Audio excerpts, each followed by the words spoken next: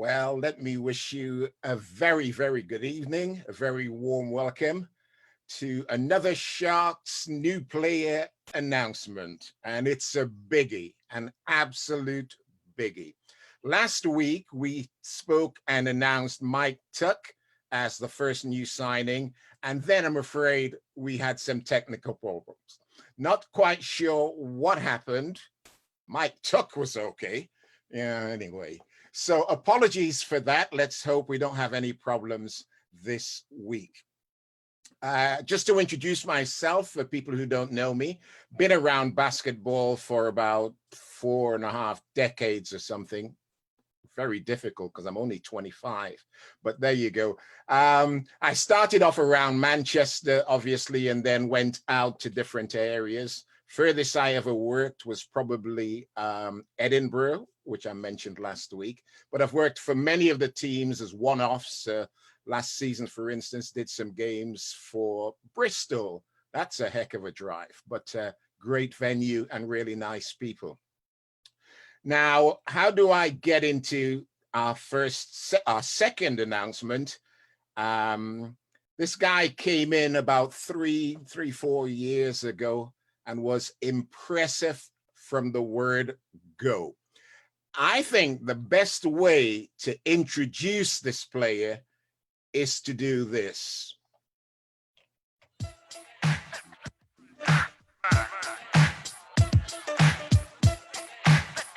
I can hear the shouts from across Sheffield.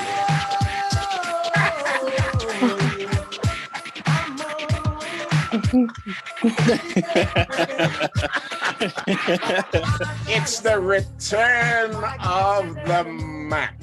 Yes, sir. Yes, sir. How you doing, my guy? Mr. McKnight, how are you, sir?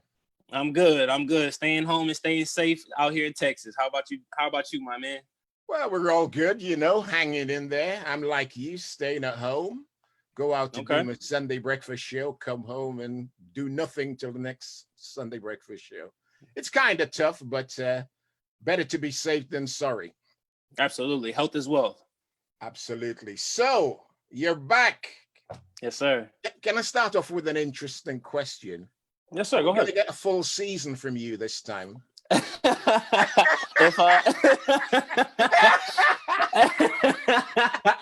If COVID allows it and Tebow wants me long enough, I'll be there the whole time. Because you came in late for the second season, then you left early for the third. Yes, sir. It just happens, man. I can't control it. It just happens. Now, let me ask you a question, because I like to find out a bit about the history of you guys. So tell me a little bit about your history and your start in basketball, college, and that kind of stuff. Well, I started playing basketball at a young age. At first, I started playing baseball at about 4 years old. And then I played football. And then got too hot because we moved to Texas after a while. So I didn't want to be outside anymore. So I moved to basketball. And then just been going hard ever since because they have AC in the gym. And I like that part of indoor sport. Just grinded till I got to college, 4 year at Lehigh University. And then got the opportunity to go play in Ukraine for my first season. Things went wrong economically there with that team. Then I went to Greece, which was beautiful. It was almost like a vacation. Then I came back, went to Mexico for a little bit, went to Lithuania for a couple months, and then ended up in Sheffield, and I've been there ever since. I went to Canada for like a month or two, and then I came back. So it's been a journey. I've been here, there, everywhere. How did you end up in Sheffield? How was the contact made? My agent has a really good history with Atiba, and I reached out to him, and Atiba gave me an opportunity to come in with Dirk and Chris Alexander, and we made the best of it. That was a heck of a threesome, I can tell you. Yeah, it was some fun times on and off the court. I can still remember Dirk doing that dunk like it was yesterday, and then us reliving it in the house because we all stayed together over and over. I know our neighbors hated us because we would just be laughing hysterically. I jumped out of my seat when that dunk went down. Oh yeah. And I could see it build up because he started on my side of the court, table side, and then cut in. And I would like to speak to him and find out when he decided he was going to dunk it. Yeah. Because he looked as if he got the ball and that was it. Yeah, I'm going to dunk this. I don't care who's in my way. yeah, and it was great because that was one of the few times that season when he finally decided to just go dunk on somebody, and then the following season he got really good at it, and now he's just remarkable at it. But that was like the introduction to Dirk Williams that season, and he took off. And what did you make of the league over here when you arrived? Oh, it was a good league. It was a solid league. It was good teams. Leicester was phenomenal that year. Newcastle was very tough to beat with Jason Page. I thought he was incredible for Newcastle. And I forget the little guy named Nimley or something like that. That was the point guard there at that year. And it was a very tough league, very sound top to bottom. We even lost. It was tough games against the bottom of the league, the teams with a lower record than us. But it was always a dogfight year in, year out. And then ever since then, the league has become increasingly better with publicity, talent, homegrown talent, imports. Everything has just been growing. And I'm still excited to be a part of it. Now, if I remember, and correct me if I'm wrong, you announced yourself with a 10-point play. Is that correct? Oh, yes, sir. I did. It was a new format. What was that all about? It was a new format. I'd never been part of something so fast-paced, so I was just throwing the ball up from anywhere just to see if it go in, and it ended up being a memorable play. So I can't say it was all me. I was just trying out new things, man. My goodness. I've not been to the event, but I was watching it. I thoroughly enjoyed the whole event. And when I saw that again, it was just amazing. And everybody knew your name then. Oh, yeah. We actually had some fun this past season when we went up there. Nick was incredible when we got this. Very fast paced, and you just gotta play the clock, watch the coach, and just try to score as fast as you can. And it's always been a good event for us. Who were the players who impressed you last season, both from the Sharks and from the others? I'll start with our own team. Of course, Nick Lewis, he surprised me a lot. The guy can score in bunches very, very quickly. I think we played at Cheshire and he scored X amount of points in like 4 minutes and brought us right back into the game like it was nothing. And he was having a shootout with Mockford, and I thought that was just incredible because Mockford can get hot really quickly. Yeah. Connor's patience, Connor Cashaw for us, his patience with the mid-range game and his ability to just be everywhere. It seems like it's never, when the ball's on the floor, he's there. And rebounds, steals, defense, offense, everything. He's incredible. And of course, having Big Bennett was tremendous. He's a presence down low. He went to war with CJ Geddes, and CJ Geddes gets the best of a lot of guys, but I think he held his own a couple of times. But around the league, speaking of PJC was really good, very quick. I actually had trouble guarding him. He's just way too quick. And you look at his stature and you're thinking, oh, no, I got this guy. Yeah, you're wrong. You're wrong. The guy is fearless. He's fearless. I forget the shooting guard from Bristol. What's that guy's name? Fred Thomas is good. And the light-skinned guy, I forget his name, but he was very, very tough and difficult to guard. Ramon's he's a legend, always a legend.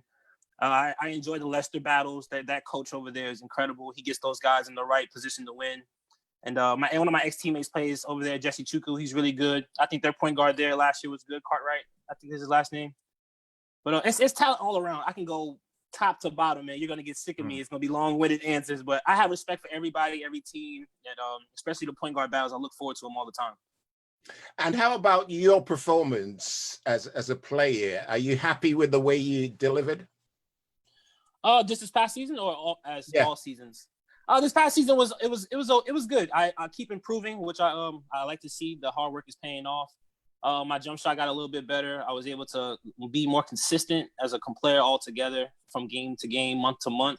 But there's always more to build upon. I can still shoot the ball better. People are still going under the pick and roll, if I'm being honest, and I don't like that. So I got to make them pay. And so that's what I do here. Just keep getting up just jump shots. I can dribble, I can defend, I can jump. I just got to keep shooting that ball from three ball way, way better. So that's about it for me.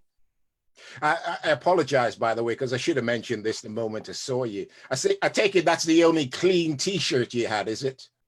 No, I wore it for the occasion. My wife said that I need to be prepared and show the Sharks some love and to go put something on that last time I played a championship game, and this was it. We were there. We were 2 possessions away from winning it, and I think me and Rob, we talk about it all the time. I threw a turnover, and then I forget the other guy's name. Rob got there late. He made the big 3. But I had to bring it back to attention so it could teach me some more lessons. I can get the fans excited. Now listen, what was it like when the season ended so abruptly?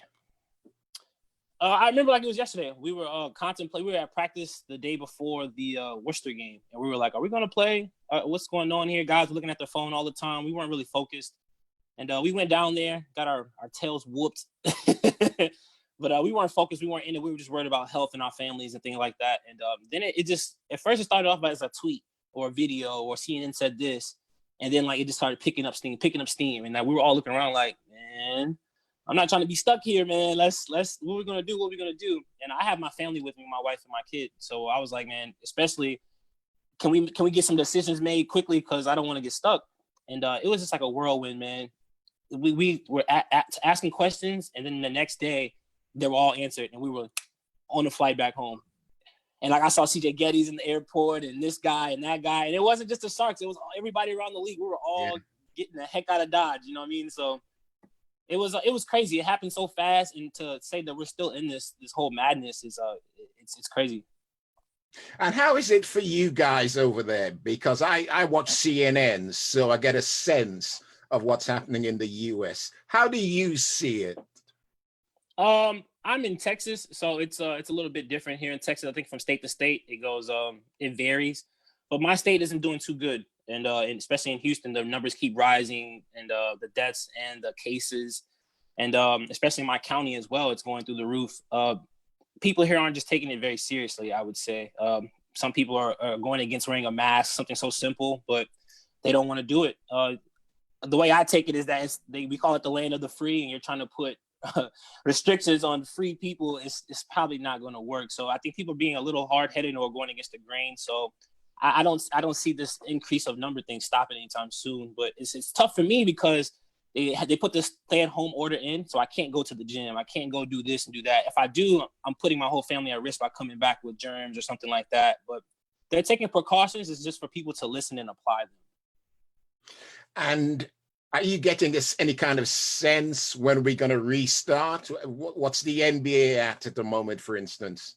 Like I said, the TBT term is going on right now in Columbus, Ohio, and it's kind of in a bubble. It's only in that teams aren't allowed to mingle with other teams and players, and guys have to pass like 5 COVID tests just to enter the gym. So they're doing those types of things, and the NBA is kind of reading off of them and learning from them how their mistakes and their positives as well. So I definitely think we'll get some sort of basketball to watch. As far as us, I think it depends on the rest of the world, how it's going to react, the numbers, and is this bubble thing actually working? Can other countries implement a type of bubble? That's all questions that are yet to be answered or yet to be experimented with it. But I'm not sure really. Let me ask you this about your game, because I thought you came back last season at a different level to your previous 2 seasons. How do you see it? I definitely agree with that. I definitely came in more focused. I started implementing weightlifting into my workout, so it made me stronger and I can deal with the grind of the season more because my body's used to be taking the punishment, and I've been running more, biking more, and I really focused on getting my shot better. And it really showed in the preseason. In the first couple of months, my jump shot was very fluent, step backs and things like that.